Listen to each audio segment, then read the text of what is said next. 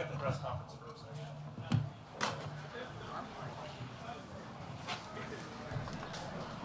guys ready? How about your what you've seen at your kick returner so far, and who would you say is kind of starting to emerge?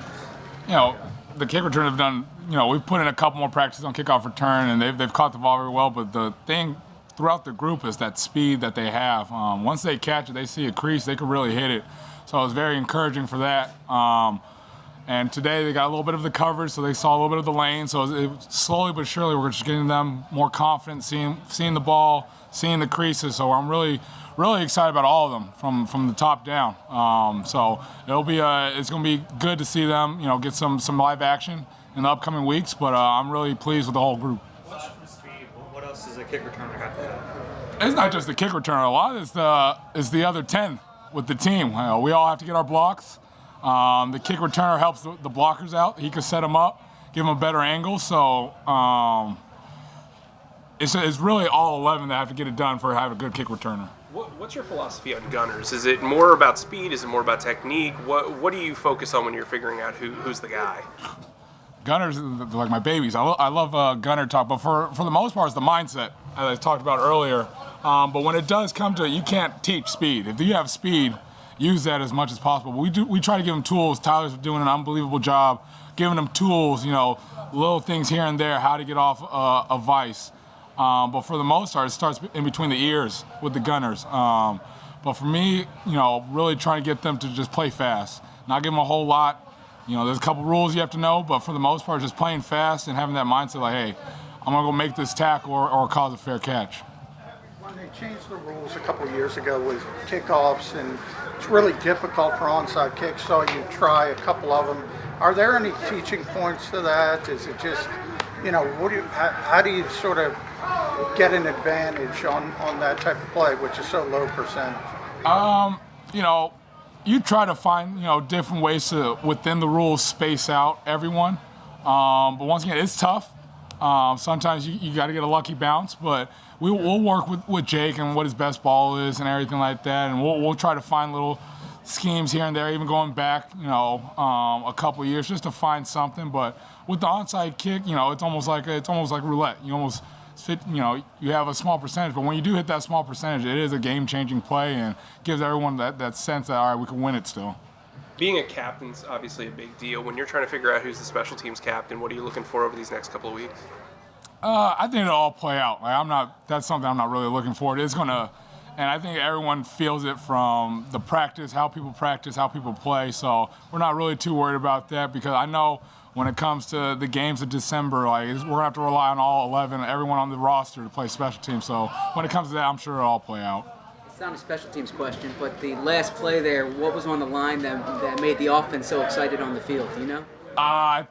It was a big competition. I know it was third down, so I think there's some points on the line. I don't know if there's an end game, but with Coach Sirianni, he really brings that competition to the field, and it gets everyone going. Everybody loves to compete. That's why we're in this business. You want to compete. You want to put your best foot forward. So it's always good off an off day to see everyone come back and battle it out. What is the process like for setting the depth chart for the game, the first preseason game? How do you find out who's going to be available to you? That'll be a conversation we have probably in the next couple of days. We still got a big practice tomorrow, still practice Monday and Tuesday, but in terms of setting it, once we cross that bridge, we will, but we still got to get ready for a couple more practices. He has explosiveness just like everybody else. You guys have all seen, he has some dynamic abilities. He did it in college. He was very good at it. But like I said, the whole group has really done well. Huntley's done well. His explosiveness is a trait it's hard to find, but for the most part, we're really pleased with everyone, really. Can you judge guys now when they're not going full speed, or do you have to sort of wait and see how they do in the games? I don't know if you can really judge them right now. It does help in the game when the bullets are really flying right there with guys actually putting a move. We're trying to keep everyone healthy. We're not trying to put anybody on the ground, but you can sense a guy that feels a hole, that he's in the right leverage. Early on in practice we had a little competition. Guys blocking, guys covering right there. So you can kind of get a sense, but we'll see a little bit more when we do, get an opposing team going at you full speed. Is there times where you've been fielding some kicks and Devontae's still around the group, what kind of benefit do you think that, even though he's sidelined, just being around your returners?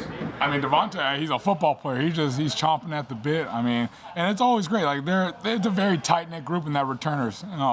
From the start, whether catching jugs or off a live leg, the more times they can see it, even if they're not out there, it's going to help them with the perception where the ball is falling, how the ball is coming off the foot. So Devontae being out there is great, and he's getting those mental reps that's going to make him even better than he is right now.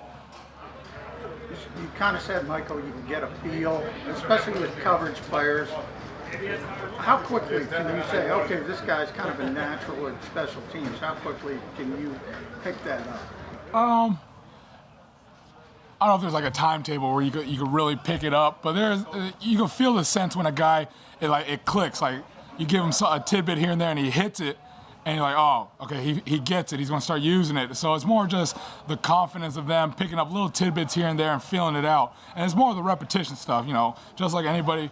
There's some guys that see it off a drawing. Some guys have to feel it out. So it's more of a who the person is, and can they feel it just watching it, or do they have to go through the repetition to really feel, confident and comfortable with the special teams? After coaching under Shanahan and coaching under Chip, is there anything you've seen in these past few weeks or past few months that is new or different that as you kind of put your coaching Rolodex together has stood out to you?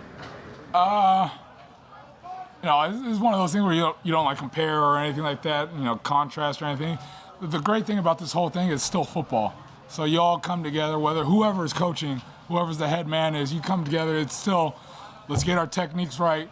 Let's get these guys comfortable with our schemes, our terminology. So I wouldn't say there's a big contrasting thing because it does come down to football. But I will say out of all three of them, everyone loves to compete, and that's what we want on our football team. Guys that want to go, toe to toe for 60 minutes competing with everyone. About like Nick using videos during meetings to sort of break it up. Is that something you've seen before? What's your impression of that? Yeah, I mean it gets a little monotonous when you're the only guy talking, but there's so many great athletes and teachers around the world that a 2-minute clip from someone else hearing a different voice, it may click with someone than us, the coaches telling these guys and everything like that. So the video clips, I'm a huge component. I think it's great. You learn stuff down, you write it down, and it may click for you down the road. Is that something that you've been using in your meetings too, or is it just Nick? At times I will. At times I will, especially, but I think we have enough, like Coach Panunzio. I mean, he's got a wealth of knowledge. At times, I'm sick of hearing my own voice. I'll let him come talk to the group, and he has a different message, and guys want to hear it. He's got so many years coaching and has a good pedigree. Hearing just a different voice, I'll have Tyler Brown talk to the guys. It's just something different that it'll perk up for them. And so, yes, there's videos, but there's also a lot of wealth within our coaching staff. To Zach's question about comparing, back when you were with Chip, it seemed like you had guys who were special teams like specialists, guys like Brayman and Maragos and everything. Is that different nowadays? Like, do you have fewer guys who can just do special teams because of roster space and everything like that? I wouldn't say it's different. It just all depends on how the roster shakes out. I mean, there's so many components with it that, we're really going to have to rely on everyone. There are guys that do specialize in it. Don't get me wrong. There is guys that, they make their money on being a 4-core special teams player. But once again, we're going to find out on this team. There's going to be a whole collective effort to help us. Some guy may need a break here. We got someone else in the holster to get it going. So it's not like the Braymans and the Maragos and Najee Goods are no longer in this league. It's just more of a team thing, to get everyone 2 to 3 components down there. How's Aaron coming along? Aaron Cepas. The other day, not today, but he looked pretty good. Directional kicking. How do you think he's coming along? I think Aaron said he's putting along a lot of good days, and not just punting. Working with the operation with Rick and Jake, they've been gelling very well. But we're very happy with what Aaron's been doing. But he's been doing this in the spring, and getting him out here, letting the gunners see the ball where it's going to land and everything. I think it's been fantastic. He's only going to get better. He's nobody's harder on himself than Aaron. Really, in our whole group, Jake, Rick, they're all hard on each other. But Aaron's, he's keep plugging away, and he's been doing a really good job for us lately. Thanks. Thanks, guys.